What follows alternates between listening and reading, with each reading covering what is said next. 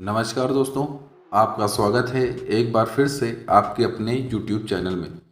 मित्रों, आज की वीडियो में हम जानेंगे कि उर्मिला ने लक्ष्मण से 14 साल दूर रहकर अकेले में क्या किया। दोस्तों, आज की वीडियो बेहद ही खास होने वाली है क्योंकि आज की वीडियो में हम एक ऐसे सच को उजागर करने जा रहे हैं जिसके बारे में निश्चित ही आपको जानकारी नहीं होगी। इसलिए आपसे निवेदन है कि वीडियो में अंत तक बने रहें और इस पूरे सच को जानें। दोस्तों, पौराणिक मान्यता के अनुसार शेषनाग के कई अवतारों का उल्लेख मिलता है, जिनमें राम के भाई लक्ष्मण और कृष्ण के भाई बलराम मुख्य पात्र हैं। रामायण अनुसार राजा दशरथ के तीसरे पुत्र थे लक्ष्मण और उनकी माता का नाम सुमित्रा था। लक्ष्मण के लिए राम ही माता, राम ही पिता, गुरु, भाई सब कुछ थे और उनकी आज्ञा का पालन ही उनका मुख्य धर्म था। वे उनके साथ सदा छाया की तरह रहते थे। भगवान श्री राम के प्रति किसी के भी अपमान सूचक शब्द को ये कभी बर्दाश्त नहीं करते थे। वास्तव में लक्ष्मण का वनवास राम के वनवास से भी अधिक महान है। 14 वर्ष पत्नी से दूर रहकर उन्होंने केवल राम की सेवा को ही अपने जीवन का ध्येय बनाया। वाल्मीकि रामायण के अनुसार उर्मिला जनक नंदिनी सीता की छोटी बहन थी और सीता के विवाह के समय ही दशरथ और सुमित्रा के पुत्र लक्ष्मण को ब्याही गई थी। जब राम और सीता के साथ लक्ष्मण भी वनवास को जाने लगे, तब उनकी पत्नी उर्मिला ने भी उनके साथ जाने की जिद की, परंतु लक्ष्मण ने उन्हें यह कहकर मना कर दिया कि अयोध्या के राज्य को और माताओं को उनकी आवश्यकता है। उर्मिला के लिए यह बहुत कठिन समय था। ऐसे में जबकि वह नववधू थी और उसके दाम्पत्य जीवन की तो अभी शुरुआत ही हुई थी। लक्ष्मण के वनवास जाने के बाद उर्मिला के पिता अयोध्या आए और उर्मिला को मायके चलने का अनुरोध करने लगे ताकि माँ और सखियों के सानिध्य में उर्मिला का पति वियोग का दुख कुछ कम हो सके। परंतु उर्मिला ने अपने मायके मिथिला जाने से इनकार करते हुए कहा कि पति की आज्ञा अनुसार पति के परिजनों के साथ ही रहना और दुख में उनका साथ ना छोड़ना ही उसका धर्म है। यह उर्मिला का अखंड पतिव्रत धर्म था। जब लक्ष्मण जा रहे थे, तब सबसे विकट क्षणों में भी उर्मिला आंसू ना बहा सकी, क्योंकि उनके पति लक्ष्मण ने उनसे एक और वचन लिया था कि वह कभी आंसू ना बहाएंगे, क्योंकि अगर वह अपने दुख में डूबी रहेंगी तो परिजनों का ख्याल नहीं रख पाएंगी। लेकिन अब सवाल उठता है कि लक्ष्मण अपनी पत्नी उर्मिला से 14 वर्ष तक दूर रहे तो उर्मिला क्या करती थी अकेले में। इस संबंध में मान्यता पर आधारित एक कथा पढ़ने को मिलती है। इस कथा का वर्णन रामचरितमानस में नहीं मिलता। कथा यह है कि रावण के पुत्र मेघनाद को यह वरदान था, जो व्यक्ति 14 वर्षों तक सोया ना हो वही उसे हरा सकता है। हालांकि लक्ष्मण अपने भाई श्री राम और भाभी सीता की सुरक्षा और सेवा में इतना लगे रहे कि वे 14 वर्ष तक सो ही ना पाए। कथा के अनुसार उनके बदले उर्मिला 14 वर्ष तक सोती रही। रावण के वध के बाद श्री राम, सीता और लक्ष्मण वापस अयोध्या लौट आए और वहां प्रभु श्री राम के राजतिलक की तैयारी होने लगी। उस समय लक्ष्मण जोर जोर से हंसने लगे। जब लक्ष्मण से इस हंसी का कारण पूछा तो उन्होंने जो कहा वो इस प्रकार है।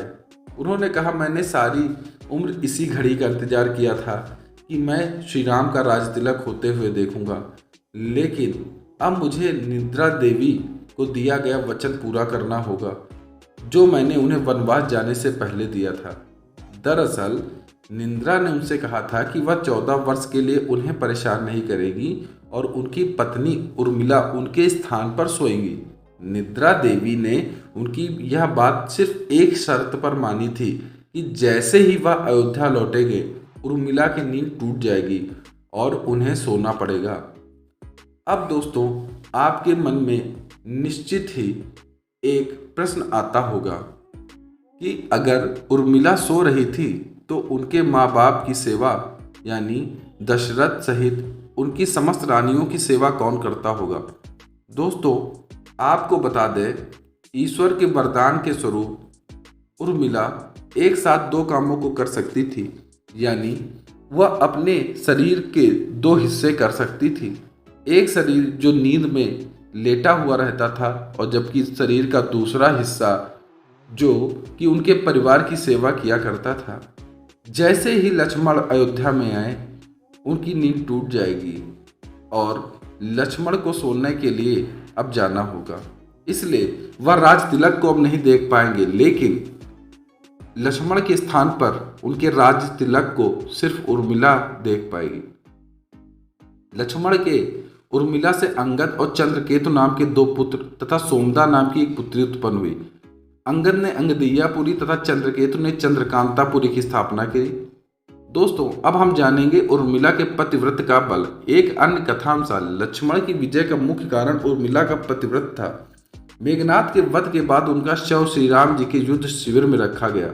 उस शव को मेघनाद की पत्नी सुलोचना लेने आई।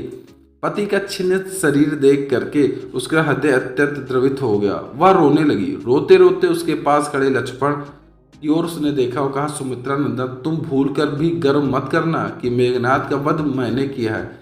मेघनाद को धराशाही करने की शक्ति विश्व में किसी के पास नहीं।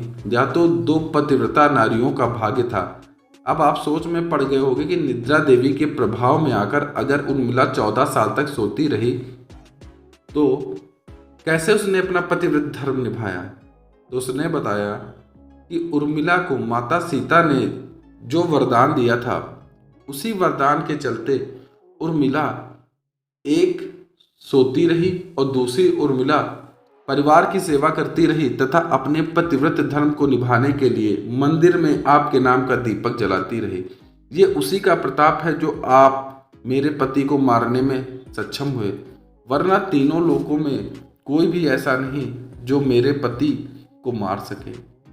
यह बात सुनकर के वहां पर उपस्थित सभी लोग द्रवित हो उठे और सुलोचना कहती है कि मैं भी पतिव्रता हूँ, लेकिन बस अंतर यही है कि उर्मिला के पति यानी लक्ष्मण आपने सत्य का साथ दिया और मेरे पति मेघनाद इन्होंने असत्य का साथ दिया। हम दोनों ही स्त्रियां यानी सुलोचना और उर्मिला दोनों ही पतिव्रता स्त्रियां हैं, लेकिन जीत तो हमेशा सच की होती है और वो होनी भी चाहिए। इसी वजह से आज आप जीवित हैं और मेरे पति मृत्यु के आगोश में पड़े हैं। इतना कहने के बाद श्री राम उसे पति का शरीर सौंप देते हैं और वह पति का शरीर लेकर के चंदन की शैया पर जाती है और वहां पर अपने पति के साथ सती हो जाती है। तो दोस्तों, ये थी कहानी लक्ष्मण और उनकी पत्नी की। आपको आज की वीडियो कैसी लगी कमेंट बॉक्स में अवश्य बताएं। धन्यवाद।